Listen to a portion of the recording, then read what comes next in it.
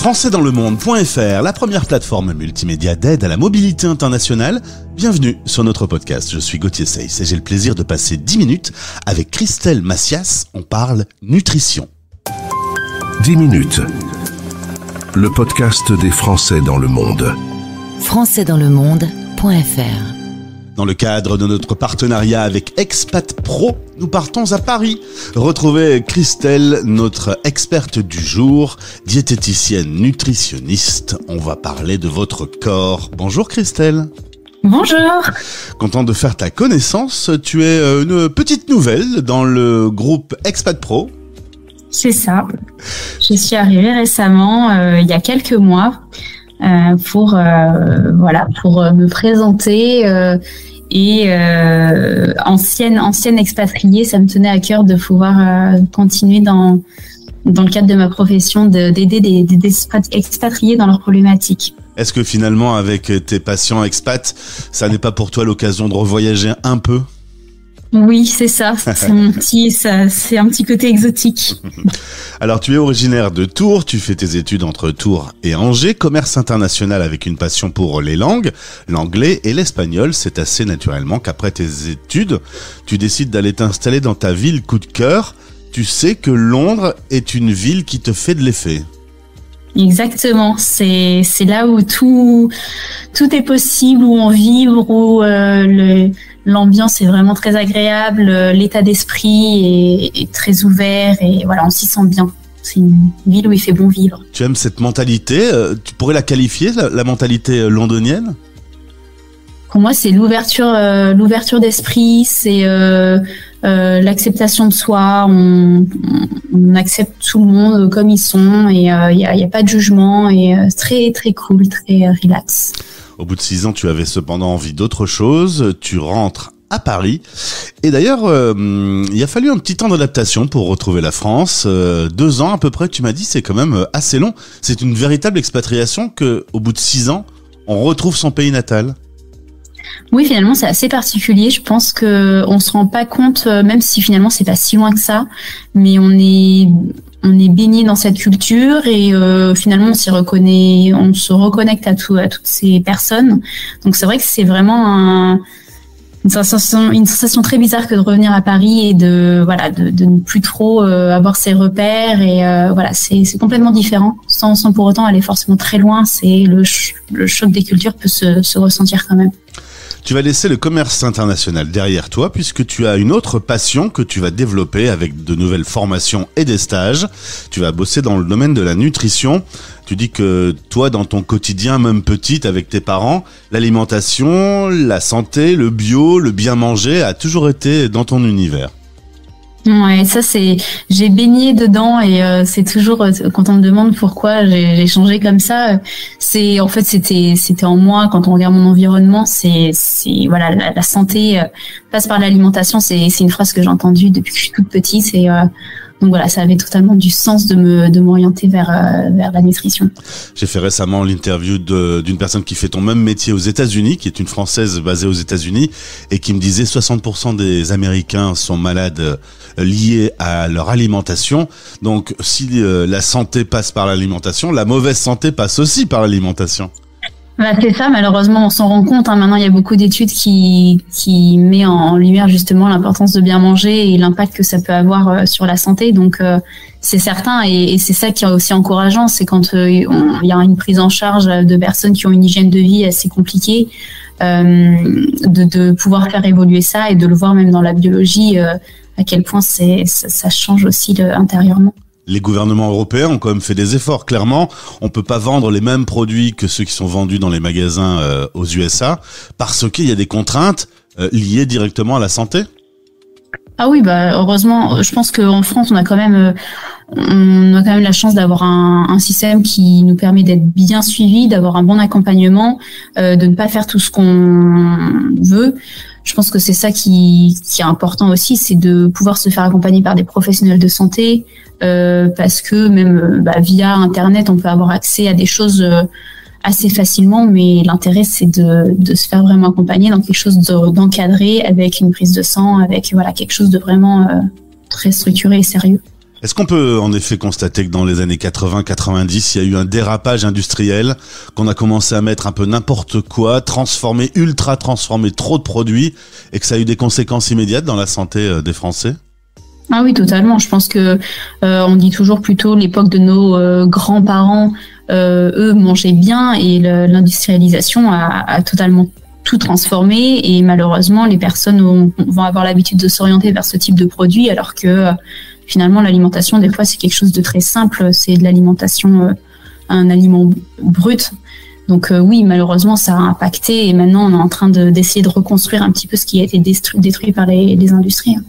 Alors tu as un cabinet physique qui est situé à Boulogne-Billancourt, et donc un peu le hasard quasiment, tu me disais, a fait que tu t'es retrouvé avec des patients expats, et finalement t'aimes beaucoup cet échange avec les Français qui vivent loin de chez eux.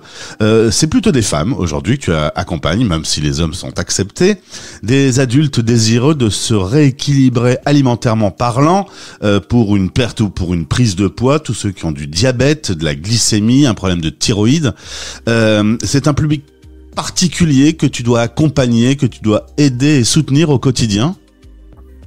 Oui, pour moi, ça me tenait à cœur aussi de pouvoir me centraliser sur des problématiques, des pathologies spécifiques pour bien les comprendre et mieux les accompagner. Donc c'est pour ça que c'est le choix de justement s'orienter vers ces pathologies endocriniennes, avec le diabète, la thyroïde et tout ce qui est pathologie féminine, donc l'endométriose, le SOPK, pour pouvoir en fait mieux les accompagner et mieux comprendre aussi leur quotidien. Concrètement, quand on se rend compte qu'on va avoir besoin d'un accompagnement, comment ça se passe la démarche vis-à-vis de toi? On commence par un appel découverte?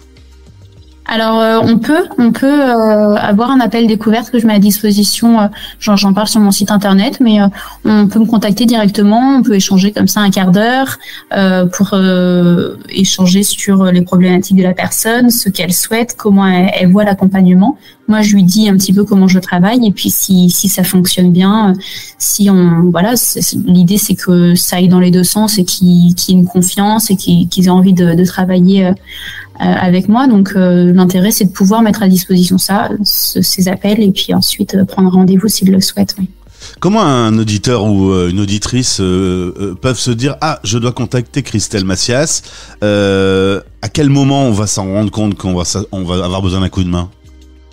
Je pense que c'est quand on sent que seul on arrive pas aussi facilement à ce qu'on veut. On a besoin de se faire guider. En fait, moi j'ai toujours cette image de la main tendue. C'est vraiment de pouvoir se faire accompagner. On a une volonté et on a envie de faire les choses correctement et de ne pas partir dans tous les sens et d'avoir un soutien en fait. Et là, quand on sent ça et que on se sent prêt, même si je dis toujours qu'il n'y a jamais de situation parfaite, la vie n'est pas linéaire. C'est une volonté de se faire accompagner vraiment. Ma fille, qui a 23 ans et qui a traversé un problème de surcharge pondérale, a rencontré plusieurs spécialistes. Pourquoi, dans ce domaine, certains disent il faut manger là, il faut pas manger là, il faut faire comme ça, et l'autre dit l'inverse? Pourquoi c'est si compliqué? On en parlait hier, justement. Elle a rencontré des gens qui ont dit exactement tout et son contraire. On fait comment le tri? Ouais, c'est très compliqué parce que on peut entendre tout et son contraire. Après, je pense qu'il faut s'appuyer sur quand même beaucoup de choses spécifiques et scientifiques, avec les recommandations de santé qui mettent quand même en avant certaines recommandations. Après, pour moi, il y a beaucoup de bon sens. Des fois, on essaie de complexifier la relation avec l'alimentation, en tous les cas au niveau de l'assiette, alors que ça doit être assez simple. Et surtout moi de faire attention à tout ce qui est drastique en fait. C'est tout ce qui paraît en fait très strict n'est finalement pas conseillé, donc faut faire attention. C'est que après ça, suivant le praticien, il peut y avoir des démarches un peu sévères, et je pense pas que ce soit très sain. En tout cas, ce qui est sûr, c'est que déjà le choix des matières premières qu'on achète quand on fait ses courses, c'est déjà le moment le plus stratégique, puisque c'est ce qu'on va mettre dans son assiette ensuite. Exactement, c'est de pouvoir avoir une facilité d'achat en fait, en s'orientant vers des produits qui sont bruts, Déjà là, on est sûr de moins se tromper. C'est pareil pour tous les produits un peu industriels. Il y a pas mal d'outils maintenant qui sont un peu mis à disposition, mais c'est déjà voir un petit peu la liste des ingrédients. Si un aliment assez brut contient 20 ingrédients en dos du paquet, bon, on peut s'interroger. Et ma dernière question pour les auditeurs qui ont du diabète, pour le coup, c'est pas spécifique aux Français d'avoir du diabète, on en a partout sur la planète. Il est traité de la même façon dans toutes les médecines du monde? Oui, je pense que de manière générale, du point de vue de la diététique, de toute façon, ça va être d'avoir une alimentation qui soit équilibrée et qui puisse permettre de gérer les glycémies, les hyperglycémies et les hypoglycémies. Donc après, le principe de base, oui, il reste universel. Alors pour en savoir plus, Christelle Macias-nutrition.com. Macias, il y a des origines dans le nom de famille? Oui, oui, c'est un nom espagnol. Mon grand-père est espagnol, était espagnol, et il est venu ensuite en France. Résultat, tu avais un coup de cœur pour l'anglais et l'espagnol. Tu as vécu à Londres, mais tu n'as pas vécu en Espagne. J'ai vécu durant mes études. J'ai eu la chance d'être à Séville, de découvrir l'Andalousie. Et... Donc oui, j'ai eu l'Espagne aussi en coup de cœur. Ça pourrait pas te tenter d'y retourner? Oh, ça a été longtemps un peu le sujet après Londres. Est-ce qu'on n'irait pas en Espagne? On sait jamais. Moi, je suis toujours prête. Quand je dis toujours, quand on est expatrié, on l'est un peu toute sa vie et on est entouré d'amis ou d'environnement d'expatriés, donc on l'a toujours au fond de sa tête. Donc on ne sait jamais. Tapas espagnol, préparez-vous. Christelle est peut-être sur le point de vous rejoindre. Merci pour cet échange. Le lien de ton site ou directement en passant par la plateforme Expat Pro. Au plaisir de te retrouver, Christelle. Merci beaucoup, à bientôt. Français dans le monde, Français dans le monde.